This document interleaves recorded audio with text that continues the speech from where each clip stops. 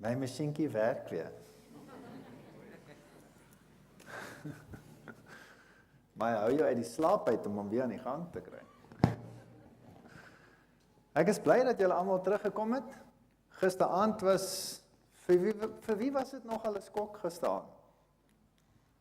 Nie te erg nie, né? Goed, ek wil so 'n bietjie uitbrei daarop en wys hoe die dinge nou werklik staan in die tyd waarin ons lewe. So, die titel hier is Die beeld van die dier, The Image of the Beast. En ons het gisteraand verduidelik presies wat dit is. En ons het gesê dat volgens Openbaring 13 die tweede politieke moondheid wat sou ontstaan wanneer die eerste een sy dodelike wond ontvang, sou uiteindelik optree namens hom en sou sy waardes wêreldwyd afdwing. Dis wat ons gisteraand gesien het. En as ons nou kyk na die simbole van die FSA, hier is die vryheidsstandbeeld, Statue of Liberty, en dit is baie interessant as 'n mens na die argitektuur van hierdie ding kyk. Onthou net in vrymesselaar, swart-wit, is maar net die twee pole van dieselfde ding. Manlik-vroulik is maar net die twee pole van dieselfde ding. So of jy nou 'n godin aanbid, of jy Osiris aanbid, of Isis, dit maak nie eintlik saak nie. So wat ons eintlik hier het, is Mitra. Want hy het die 7 strale van Mitra rondom sy kop. Die fakkel wat hy dra is 'n fascia. So dit is dieselfde as wat daar in die Franse revolusie was. En die vlam is die vlam van die ligdraer, Lucifer, Lux. En hy is hier op 'n eiland, of sy, as julle dit so wil hê, op 'n eiland in die see. Dit is baie interessant hoe dit werk. Op hierdie gebied is maritieme wet in krag. En die hoeksteen is, hoe gelê? Daar is die teken, daar is die hoeksteen. Is 'n vrymesselaar hoeksteen. So die filosofie is maar weer dieselfde, hy word nou net oorgedra na hierdie plek toe. En as jy gaan na Frankryk toe, dan kry jy die Eiffeltoring, wat natuurlik ook 'n valle simbool is, en ook deur 'n vrymesselaar ontwerp is. En naby kry mens 'n mini, klein vertolking van dieselfde beeld. En ek herinner julle aan die 2 kliptafels, wat die menseregte manifest, wat uit die Franse revolusie uitspruit, aantoon. En ons het gister gesien, dat George Bush se strategie in die wêreld is om hierdie filosofie 'n wêreldfilosofie te maak. Die FSA en die Vatikaan saam.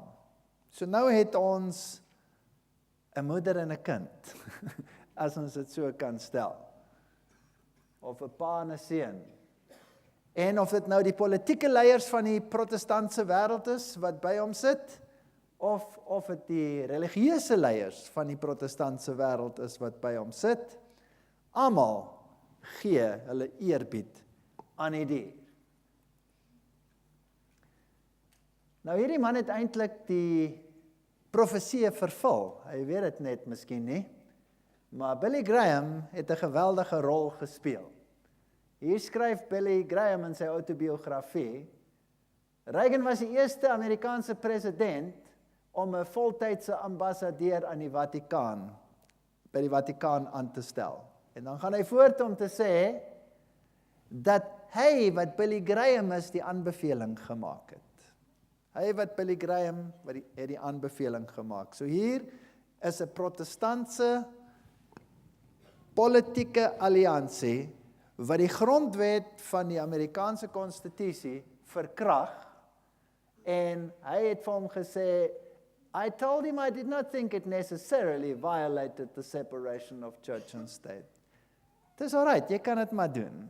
Want ek sê vir jou so, jy kan dit maar doen. Is als reg, my maatjie? So, is dit 'n vervulling van profesie, ja of nee? Ja, dis 'n vervulling van profesie. En dan kom kerk en staat by mekaar. En die oppergesag is die man in Rome, met die vrymeselaar staf in sy hand. En daai selfde presidente, wat oor en weer gekuier het, moet nou ook in die openbaar oor en weer kuier met die geestelike leiers. So dit wat die Amerikaanse konstitusie verwerp en verbied, word nou amptelik uitgevoer in die FSA. Met ander woorde, 'n vervulling van profesie. 'n Paar jaar gelede sou mense gesê het, dis onmoontlik, dit kan nie waar wees nie. Maar daar is dit, ons het gister hierdie ene ook op die skerm gehad, waar die president van die FSA vir die pausdom die goue medalje gee, die hoogste eer wat hy kan gee. En hier is Bush by die Knights of Columbus, 'n Rooms-Katolieke geheime organisasie, direk onderdanig aan die swart paus. Ja, wat is sy naam? Adolfo. Ek hou daarvan. Adolfo. Dis wat president Bush gesê het. I appreciate Carl Anderson and his leadership. I've gotten to know Carl because you see he's more than just an introducer of presidents. He's a person who works with presidents, at least this president. So hier sê hy vir die leierskap van die Knights of Columbus, dat ek werk saam met julle en julle werk saam met my. Wonderlik. En dan sê hy, dis goed om julle almal weer te sien, en dan noem hy hulle sommer so, die kardinaal McCormick en die kardinaal Egan, wie is hy nou weer? Kan julle onthou? Die hoof van die ridders van Malta. Dit is die, kom ons noem kardinaal Egan die Amerikaanse paus. Hy is die Amerikaanse paus. En kardinaal Regali en kardinaal dit, en ek is so geëerd om hier in die teenwoordigheid te weet van kardinaal Masharski, die aartsbiskop van Krakow, wat die vorige paus se plek ingeneem het. En ek was by die Heilige Vader, dit was 'n wonderlike ondervinding. Thanks for having me. Nou ja, en dan ek het hierdie voorreg gehad om by die Heilige Vader, Paus Johannes Paulus te wees in die Vatikaan. Dit is die 3de keer wat ek met hom ontmoet hom, en dit was so 'n spesiale eer, om hierdie hoogste siviele erkenning te gee, hierdie medalje, ek het dit vir hom gegee, die presidensiële medalje van vryheid. Wonderlik. Hierdie Paus Johannes Paulus is uniek in sy teenwoordigheid, dis asemrowend. Dis omtrent 'n toespraak, né, wat hierdie president maak voor hierdie mense. Wow! En hy het ons geroep om mekaar lief te hê en ons buurmanne lief te hê. En julle, die ridders van Columbus, het hard gewerk en baie gedoen om hierdie ideale te bevorder. Julle kan trots wees op julle organisasie. Dis verstommend. Die koerante skree, kerk en staat kom by mekaar onder Bush. Hierdie koerantberig weet nie dat hy 'n vervulling van profesie is nie. En dan praat hulle van Kennedy en die nuwe president. Nou kom ons luister wat het Kennedy gesê. En Kennedy is dood. I believe in an America where the separation of church and state is absolute.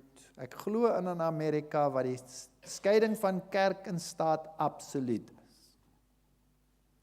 Where no Catholic prelate will tell the president, should he be Catholic, how to act.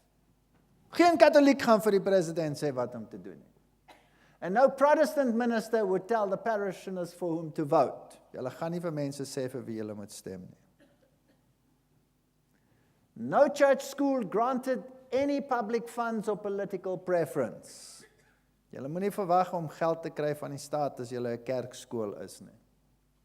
Where no public official either requests or accepts instructions on public policy from the Pope or any other ecclesiastical source. Dis Kennedy. En hy was katholiek. Ongelooflik. Sy kop was reg, is nie seker van die res van sy lyf nie, maar sy kop was reg. when no religious body seeks to impose its will directly or indirectly upon the general populace or the public acts of its officials. So die kerk gaan nie vir die staat voorskryf nie. Nooit. Nie, terwyl ek president is nie. Kerk en staat is geskei, absoluut. Dis wat die konstitusie sê. Wel, hierdie man kon nie leef nie. Hy staan in die pad. Hierdie man mag nie leef nie. En nou kom Bush. Wat doen hy? President Bush urged faith-based initiatives to bid competitively for federal funding. Wat doen hy? Hy dop het om. Hy sê, nee, Kennedy, jy was verkeerd. Kom kerkies, kom vra vir geld. It used to be that groups were prohibited from receiving any federal funding whatsoever because they had a cross or a star or a crescent on the wall. And that's changed for the better. So ek gaan hierdie dinge verander, sê Bush. Ek sal sorg dat moederkerk sy sin kry. Moederkerk kry sy sin. En toe kondig hy aan dat hy geld beskikbaar maak vir hierdie dinge, ensovoorts, ensovoorts, ensovoorts, ensovoorts. Hy dop het om. En nou kom ons kyk verder. Wat het Kennedy gesê? Geen paus, geen protestant gaan vir die staat sê wat hy moet doen nie. Dis teen die konstitusie. Wat sê Bush? Conscience must concur with church's moral teaching. Politicians told. Bishops, politicians, Catholic news services. Washington, responding to a recent statement by Catholic Democrats in the House of Representatives affirming the primacy of conscience in their voting decisions, 3 key leaders of the U.S. Conference Catholic bishops said conscience must be consistent with the fundamental moral principles, including the church's stance on abortion. So hier kom die katholieke kerk en hy sê vir die politici in die land, as julle stem, dan stem julle vir kerkmoraliteit. Het julle my gehoor? Julle stem vir kerkmoraliteit. Wat het Kennedy gesê? Geen paus, geen kerklike gaan vir julle sê hoe julle moet stem nie. Dop het om. Daai tye is verby. As members of the church, all Catholics are obliged to shape our consciences according to the moral teachings of the church. Julle sal dit doen wat die kerk sê. So alles is op sy kop. Die ambassadeur in die Vatikaan sê, I believe that the United States as the world's only superpower and the Holy See as the only worldwide moral political sovereignty have significant roles to play. Their actions will impact the lives of the people in only some parts of the globe.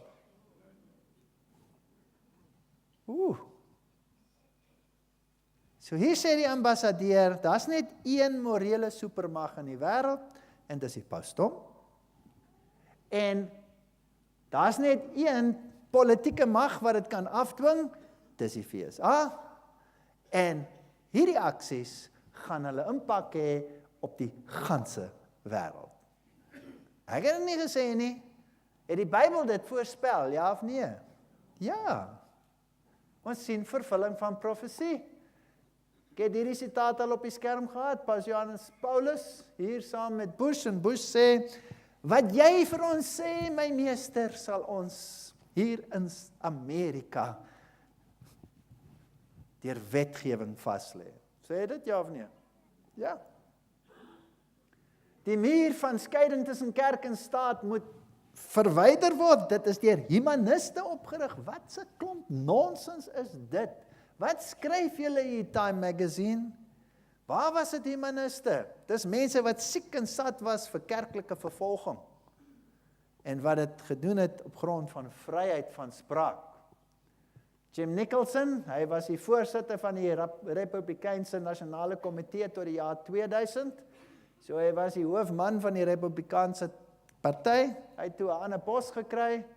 Hy word toe ambassadeur vir die Vatikaan. En die paus gaan sien die orde van Malta, hier is hy saam met hulle. Hy sê, julle is wonderlik. Continue to support with generosity these ideological battles which underpin the civilization of the third millennium. Ridders van Malta, julle veg vir hierdie ideologiese stryd in die wêreld. Doen wat julle doen, want julle doen dit so goed. O, ek is saam met julle in hierdie jubiliejaar. En ek is so dankbaar vir hierdie orde en wat julle al reeds gedoen het. Wat het hierdie orde gedoen? Bloedvergieting in die hele wêreld, wat daar in Iran en Irak gebeur, is hulle onder die toesig van die Jesuïte. Nou ja, hier was Ransie, hy het gekapituleer met die Anglikaanse kerk, met hulle vrymeselaar tekens en hulle vrymeselaar ringe en hulle soen en gaan te kere.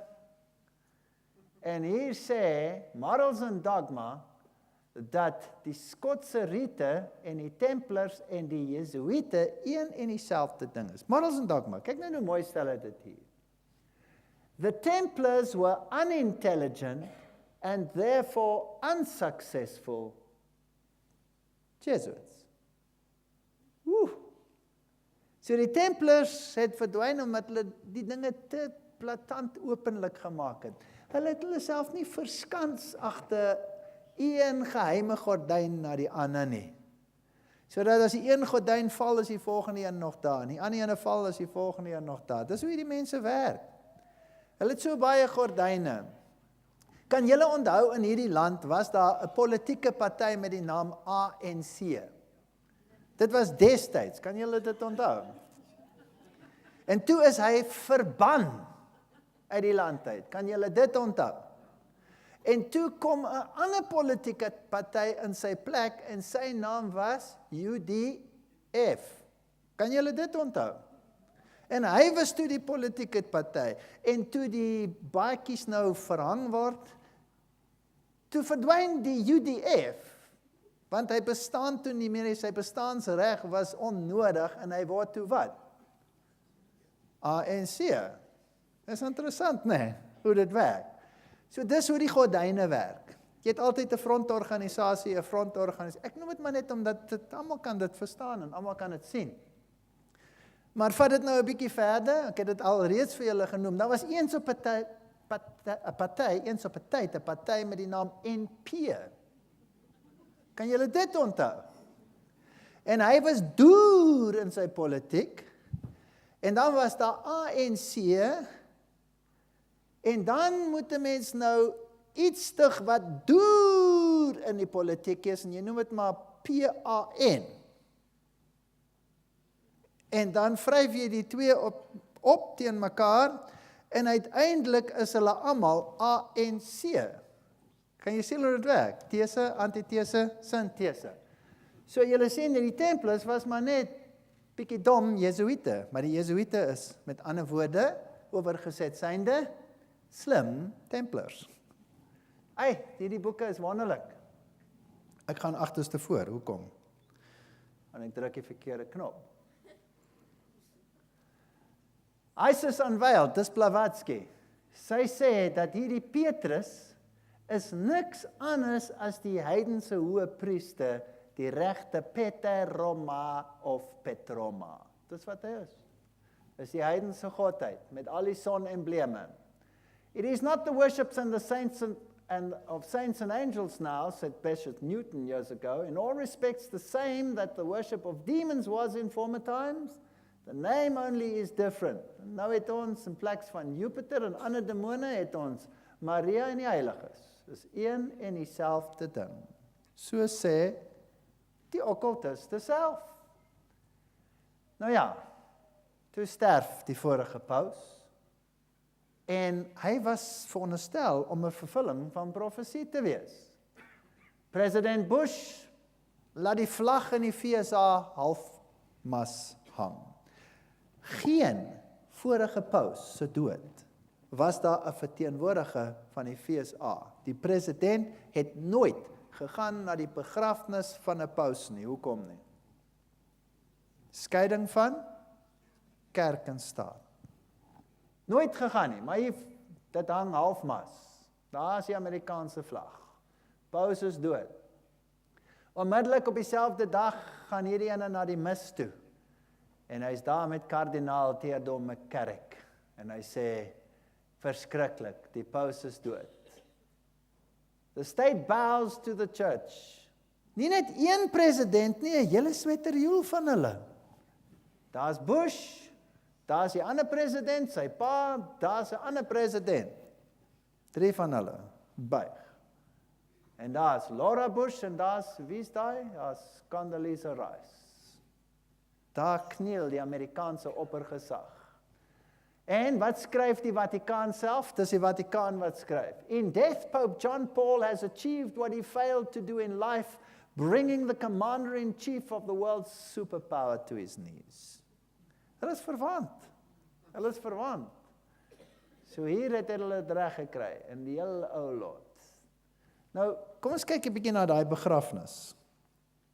Wie die begrafnis waargeneem? Die huidige paus, Ratzinger. Hy was die segsman, en hy lees die testament van paus Johannes Paulus II, en hy sê, die testament sê, hy wat Johannes Paulus II is, plaas homself geheel en al in die hande van Maria. Ek is geheel en al in jou hande. Op sy doodskus is die kruis en die M, wat hulle sê staan vir Maria, maar dit staan natuurlik ook vir messelary. En wie is eintlik hierdie Maria? En die paus lees toe, die huidige paus lees, we entrust your dear soul to the Mother of God. So as jy doodgaan, jy is gewy aan Maria. Jy is nie gewy aan die Here nie, aan Maria. En dan noem hulle maar die seun, who guided you each day and who will guide you now to the eternal glory of our Son, our Lord Jesus Christ. Sit hulle maar daai stertjie by. Maar hy's gewy aan Maria. En die koerante skree, hierdie paus was 16 keer op die voorblad van Time Magazine, daar's hulle. Hy was so geëerd. En onder hom sê Newsweek, het die pausdom hierdie politieke mag teruggekry wat hy verloor het tydens die dodelike wond aksie. Die paus in die wêreld het al die gelowe bymekaar gebring en die wêreld voorberei vir die nuwe godsdienstige wêreldorde, so sê die BBC. Nou ek het julle 'n paar sitate gewys van die VVO, maar ek wil vir julle nog een wys wat van daar afkom. Hier waar hy gepraat het die vorige paus en die huidige paus nou net daar gepraat het voor hierdie groot organisasie. Daar sit hierdie man wat ons leerplanne en ons skole nou net laat verander het en hy sê, and God saw that all the nations of the earth, black and white, rich and poor, from the north, from the south, from the east and from the west, and all creeds were sending their emissaries to a tall glass house. So hy sê, al die nasies, al die godsdienste kom by mekaar by hierdie glashuis. On the shores of the river of the rising sun. Herken julle die taal? On the island of Manhattan, to stand together, to think together, to care together for the world and all its people. And God said, that is good. And it was the first day of the new age of the earth. So hier het ons 'n godsdiens op aarde en nie 'n godsdiens van die Here. Alice Bailey sê, daar gaan geen dissosiasie wees tussen die universele kerk en die losies van die vrye messelaars nie. Hulle is een en dieselfde. Die kerke en die losies gaan by mekaar kom. Nou vra ek vir julle, ek weet nie of julle die DVD's gesien het, Stromelinge in die teologie nie. Wie het dit gesien? Daar is 'n hele paar mense wat dit gesien het. Waar gaan klop hierdie kerkleiers en die mense wat ons jong mense moet oplei in teologiese dinge, waar gaan klop hulle aan? Waar praat hulle? In hierdie losies, reg of verkeerd? By die teosofiese verenigings. So, Alice Bailey, is jy reg of is jy verkeerd? Nee, jy is reg. Jy is reg. 1999, die paus het al die godsdienstige leiers by mekaar, 2000 godsdienstige leiers in die hele wêreld, inklusief die Dalai Lama, en uiteindelik kies hulle hom as die geestelike leier van die wêreld en hulle veroordeel Christen fundamentaliste wat haatspraak uitoefen en haat en geweld aanhits. Is dit nie verstommend nie? Hier is 'n oorlog in die wêreld en dis 'n oorlog met moslim fundamentaliste, maar die een wat veroordeel word hier is wie? Die Christen fundamentalis. Nou hierdie oorlog wat ons nou in die wêreld sien is oogverblindery. Die ware oorlog gaan nog kom. Dis maar net die voorgange. Kyk, as ons dit met hulle gedoen het, dan is dit net regverdig dat ons dit ook met julle doen. Maak dit sin? Almal teenwoordig het Paus Johannes Paulus die tweede een geëndosseer en deur konsensus om die hoofgeestelike leier en, hierdie woord, biskop, oversiener in die wêreld gemaak. En dit het islamitiese leiers ingesluit, wat daar teenwoordig was by Assisi. En almal wat nie saam wil gaan met die globale ekumeniese beweging, moet stilgemaak word. Hulle moet bekend staan as gevaarlike ekstremiste vol haat. So dit is my voorreg vandag om 'n gevaarlike ekstremis vol haat te wees. En kyk wat beloof hierdie man. Hierdie man sê, as julle vir my die teels gee, nooit weer oorlog nie, nooit weer geweld nie, nooit weer terrorisme nie. Hoe kan so 'n man so 'n belofte maak? Want hy beheer dit in die wêreld. Hy sê net kips, dan is dit weg. En die wêreld weet dit.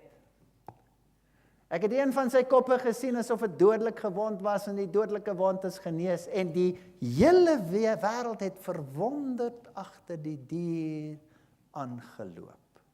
So sê die Bybel. En so is dit.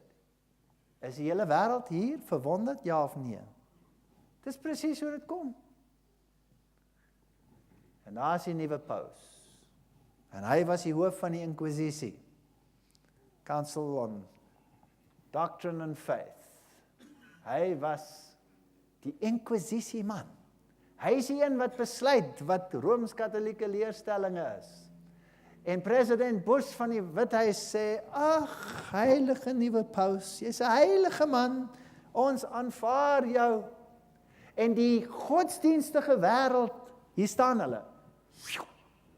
Die godsdienstige wêreld, al die gelowe in die wêreld verteenwoordig. Hier staan dit in Osservatore Romane, dis die amptelike Vatikaanse nuusblad. World religious leaders applaud to Pope Benedict during a meeting in the Sala Clementina at the Vatican.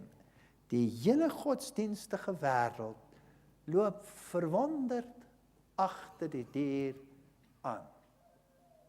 Hier is hy in sy volle katastrofe gekleed. Met al sy heidense embleme, sy godin uitrusting, sy Venus skulpie, die hele katastrofe. En die wêreld sien niks nie. En hy is die een wat the keeper of the straight and narrow is. Hy is die een wat sorg dat die ou doktrine wat teen protestantisme kapsie gemaak het, verskans bly in Rooms-Katolisisme. Hy is die een wat gesê het, dit wat besluit is, al die konsiele van die verlede, is Rooms-Katolieke leerstelling. In ander woorde, hy onderskraag hierdie ding, en hy onderskraag die naam Hereses, ketter. Jy durf nie vir jouself besluit nie. Hy is die een wat gesê het, dat Hans Kung moet stilgemaak word. Hy is nie afgedank nie, is baie slim. Hulle is so slim. Hierdie professor daar by Tübingen Universiteit, hulle was almal saam professor daar. Ou Kasper, ek mag nie dit sê nie, kardinaal Kasper, wat gemoeid is met die ekumeniese beweging, hy is professor daar. Hans Kung, professor by Tübingen. Ratzinger, professor by Tübingen. En wat het hy gesê? Hans Kung was toe bemoeid met die ekumene. En een ding wat teen die ekumene nou kapsie maak is wat? Die onfeilbaarheid van die paus. Nou luister hoe slim is dit. Hans Kung sê, ek is nie so seker hoe die onfeilbaarheid van die paus, nie? Ratzinger word paus, kap hom, dan kom af. Nie die kerk uit, nie. Wat het hy nou gedoen? Hy het die protestantse wêreld met Hans Kung verenig, en nou werk hulle agter die skerm. Ag, jy weet, daar's dan katholieke wat alright is, en hulle bly katholieke, so ons kan maar ook aansluit. O, dit is baie slim. Maar waar nou het 'n kapsie gemaak teen die onfeilbaarheid? Nou as jy afgedank word, as jy sê die paus is nie onfeilbaar nie, staan daai doktrine ja of nee? Tuurlik staan hy. Ander kerke is nie susters van ons nie, sê die Vatikaan, want ons is mamma. Het julle geweet, die Rooms-Katholieke Kerk is nie in die ekumeniese beweging nie? Hy sal ook nooit wees nie, hy kan nie wees nie. Want die ekumeniese beweging is die beweging van die kindertjies, wat stout is, wat bijeen moet kom en besluit terug te keer na mamma. As mamma deel word van die ekumeniese beweging, dan sê sy, ek is een van die kindertjies. Maar mamma sê, nee, ek is nie suster nie, ek is mamma. Dis kardinaal Ratzinger wat so sê. Pope Benedict preaches unity. Hy wil die kerke verenig, dit is sy hoofdoel, en hierdie is die man wat hy aangestel het in sy plek, en hy het gesê, dat dit is wat hier gaan gebeur. Ek het in Verenigde State van Amerika kardinaal aangestel om my vorige pos te neem, sodat Amerika en die Vatikaan lekker kan saamwerk op hierdie dinge. Defender of the faith, Ratzinger, Iwaski. The use of scripture to evaluate church teaching was one of the most dangerous currents to flow out of Vatican II. So dis die huidige paus. Hy sê, jy mag nie die Bybel gebruik om kerkleerstelling te bepaal nie. Wat dink julle van so 'n kerkleier? En die protestantse wêreld sal seker maar te bly wees, want hulle is ook maar skrikkerig vir sommige van die tekste in die Bybel, wat sê wat hulle nie moet doen nie, wat hulle wel doen nie. Nou, as jy nie die Bybel mag gebruik nie, dan waarop berus jy jou leerstelling? Dan moet iets anders wees. Dit moet dan, as dit nie die Bybel is nie, moet dit van buite afkom. So nou het ons ervaringsgodsdiens, dis een van die strominge wat uit Vatikaan gekom het. Ons het gevoel, visualiseringsgodsdiens, of ons het verrykingsgodsdiens, of ons het al hierdie, kentekens van godsdiens. Want iets moet die plek neem van die Bybel. Maar hy sê, Ratzinger, in sy Ratzinger report sê, dat een van die tekens van ons tye is die Maria verskynings, wat reg oor die wêreld versprei. So hy's 'n Maria man, soos ons ook by die graf gesien het. Nou Maria het gesê, dat sy is die maagd van die boek Openbaring. En sy is die Lady of Fatima. So het Paulus die 6de geskryf in sy Signum Magnum. Hy sê, Maria is die Lady of Fatima, sy is die maagd van die boek Openbaring. Nou die Bybel sê, die maagd van die boek Openbaring is hulle wat die gebooie van God bewaar en die geloof in Christus. So nou het ons 2 maagde, en die 2 maagde gaan nou teen mekaar te staan kom. So kom ons gaan 'n bietjie Fatima toe en hoor net gou wat hierdie maagd van Fatima gesê het. Terloops, ek het niks teen Maria, die werklike Maria nie, maar ek het baie teen hierdie Maria, want dis nie die werklike Maria nie. Hier is die Fatima tempel, en hy is gebou soos 'n ou tydse heidense Baal tempel. En hierdie 3 kindertjies, Lucia, Francisco en Jacinta, is die wat die visioene gesien het. En Francisco en Jacinta sou sterf, so het die visioen vir hulle gesê. terwyl hulle nog klein is, wat hulle toe ook gedoen het. Hulle was dood voor hulle 8 jaar oud was. En Lucius sou lewer tot die volëinding van die visioen. En dit was die visioen. Nommer 1, Rusland en die wêreld sal gewy word aan die onbevlekte hart van Maria. Daar was 'n visioen van die hel, en die derde visioen is nou bekend gemaak, was die aanval op die lewe van Paus Johannes Paulus, die tweede. Die paus van die eindtyd. So ek was hier by Fatima, en toe ek daar was die 2 graffies van die 2 kindertjies was vol, maar Lucius was nog leeg. Sy was reeds dood, maar sy sou 'n jaar in staatsie lê, en nou lê sy daar. So die profesie is vervul. Daar is die plekkie, sy lê langs Jacinta, nou, vanaf 95. Hier is die 2 bymekaar, en die wêreldberig, die derde geheim is bekend gemaak. No great mystery is revealed, sê Ratzinger, hy is die een wat dit bekend maak. Kardinaal Joseph Ratzinger sê, the shooting happened on the 13th of May, the same day as the first of the Fatima visions. En daar is die oorspronklike teks, dat die Heilige Vader sou hierdie attentaat ondervind. Nou, as jy kyk na die Fatima, alles het te maak met die getal 13, wanneer dit plaasgevind het, die visioen, wanneer daar besoeke afgelê word, alles is die getal 13, al die heiligsprekinge, alles het gebeur met die getal 13. En Paus Johannes Paulus is dood op die 2/4/2005, as jy dit by mekaar tel, dan kry jy ook 13. 13 is al 'n magiese getal. Julle ken mos hierdie standbeeldjie, né?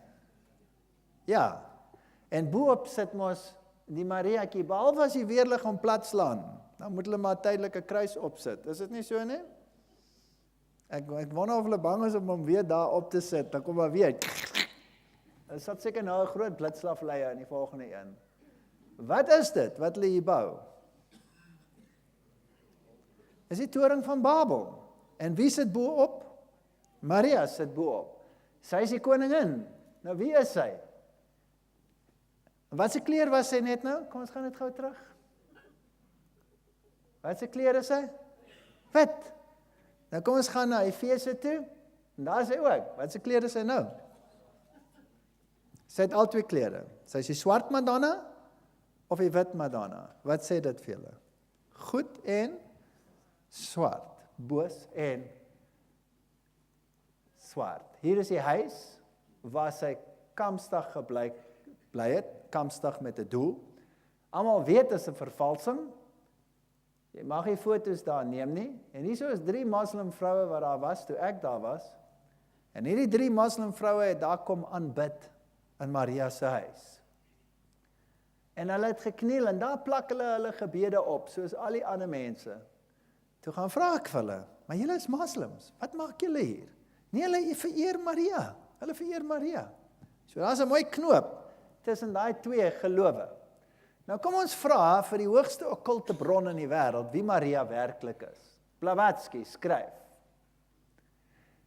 Dit is die mens of die mensdom wat die slang van Genesis daagliks verander in die celestial virgin, in die maagd.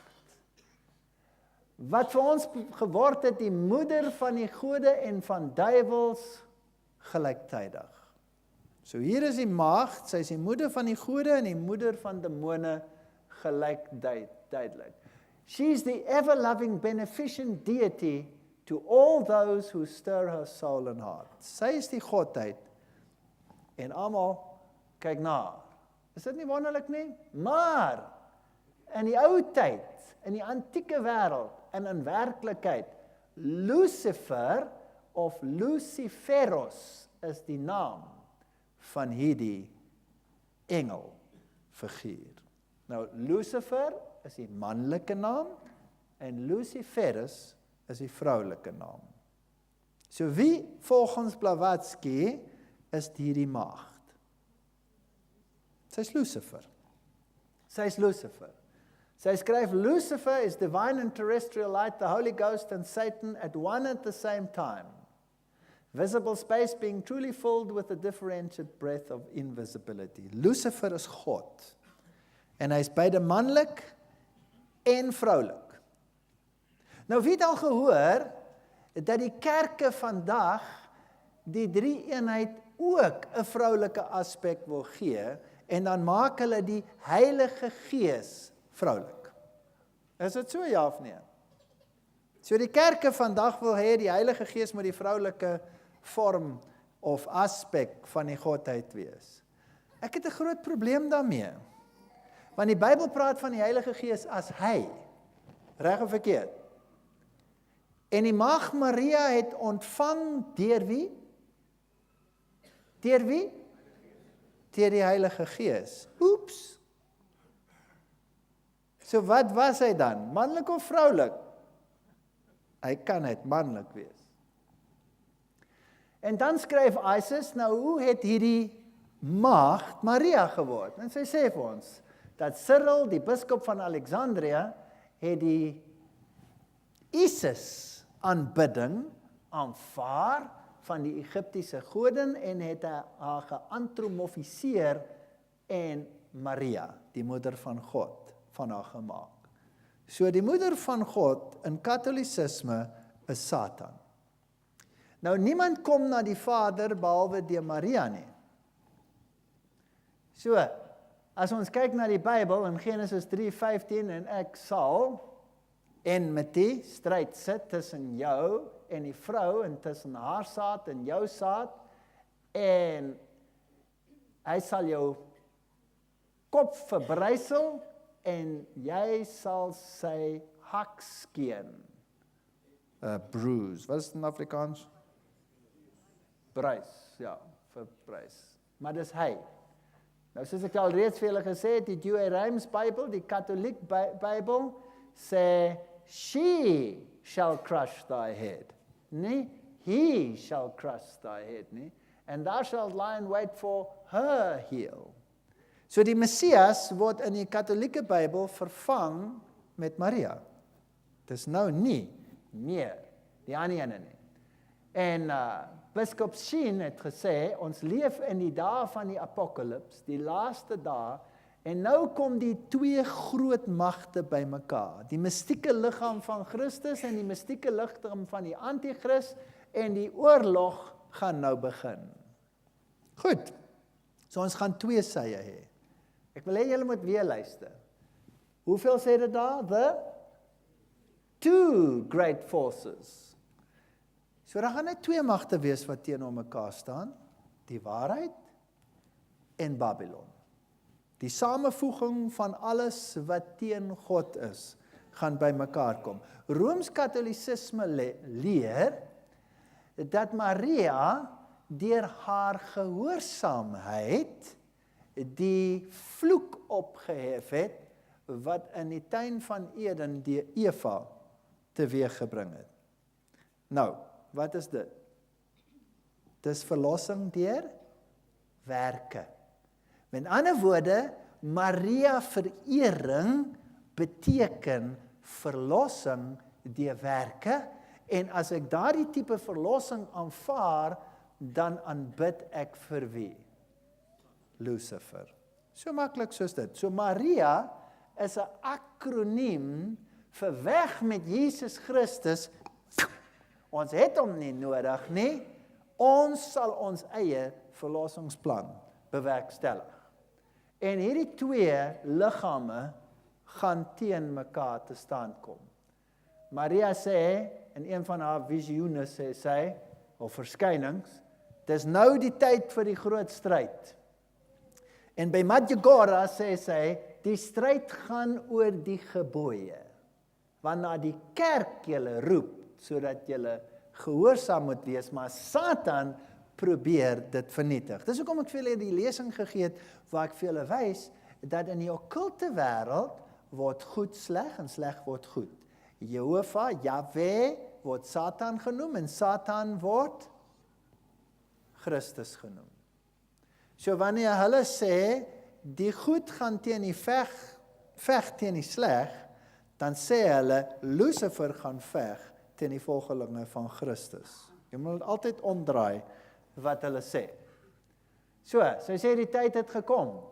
By Lasalet sê sy, waar is die probleem vir al die geweldige probleme in die wêreld? En hoekom sy nie langer die wraak van haar seun kan terughou nie? Sy sê, I gave you 6 days to work, I kept the 7th for myself, and no one wishes to grant it to me. This is what weighs me down the arm of my son so much. So, die Sabbat kwessie is belangrik.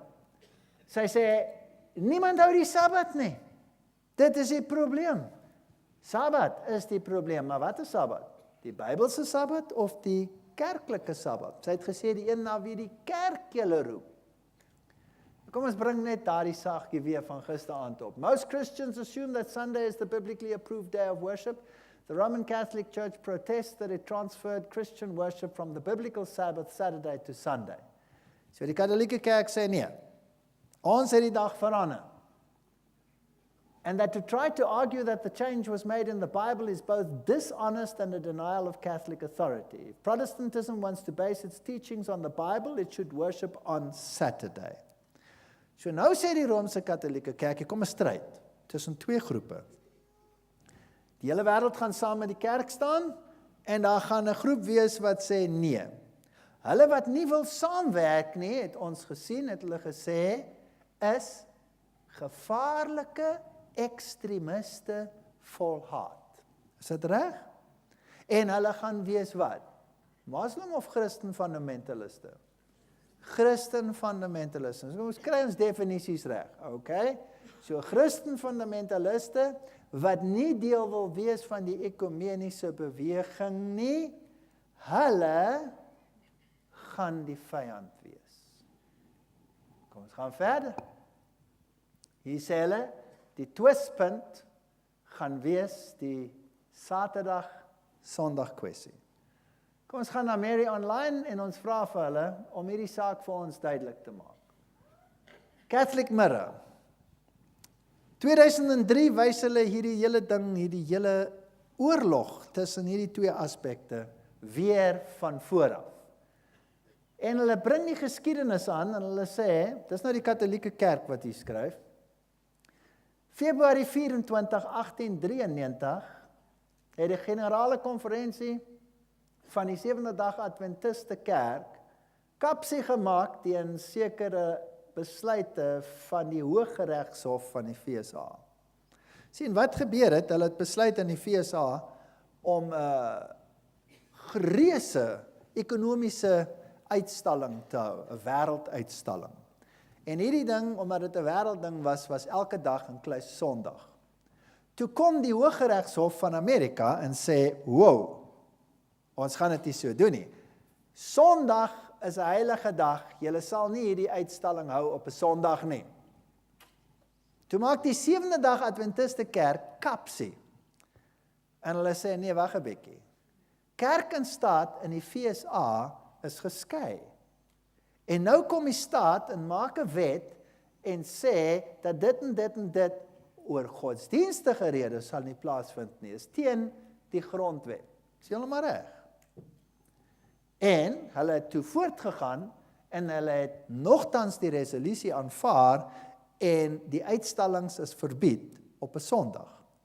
En nou kom die Rooms-Katolieke Kerk en hy analiseer dit. Nou kyk nou mooi hoe analiseer dit. Hulle is briljant. So dis die hoofmondstuk van die Rooms-Katolieke Kerk wat hier praat.